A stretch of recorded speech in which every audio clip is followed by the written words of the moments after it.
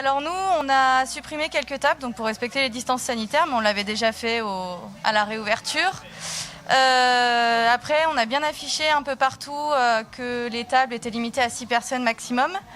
On a installé dans l'entrée de l'établissement un cahier pour que les personnes puissent mettre leur nom, leur prénom et leur contact, puisque c'est devenu obligatoire en cas de personnes contaminées.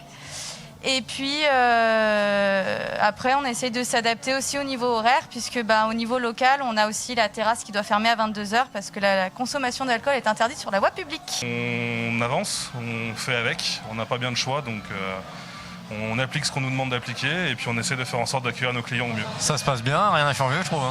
Ça n'a pas fermé complètement, donc nous ça passe quoi. Les mesures, c'est un peu en fonction des régions. Il y a des régions qui ont été confinées, donc à 21h, ça s'arrête pour tout le monde. Des régions où on a 22h, mais nous encore en savoir, on n'a pas le droit à 1h30 le soir. Après, on peut s'attendre à tout moment à un changement de cap de la part du gouvernement. Ouais. On fait encore plus attention au niveau du nettoyage, au niveau des nettoyages des tables, bien prendre les noms. Donc après, pas tout le monde fait attention à mettre bien leur prénom, leur nom, leur numéro de téléphone.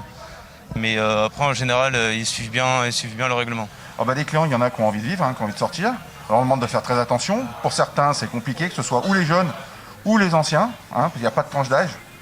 Je pense que ceux qui font plus attention sont les quarantenaires, 50 ans, 60 ans. Mais alors, des anciens et peut-être que même les jeunes seraient peut-être plus attentionnés. Au niveau de la terrasse, on a perdu, avec les distances d'1 mètre, on a perdu quand même bien 20 à 30% de place en terrasse. Mais c'est pas grave, on fait avec, c'est le jeu. On va dire qu'on est plutôt chanceux, en tout cas sur la restauration, les gens ils discutent même pas, ils le savent, alors ils le font automatiquement, mais il y en a certains, le soir c'est un peu plus compliqué parce qu'on est en bar et donc c'est pas la même ambiance.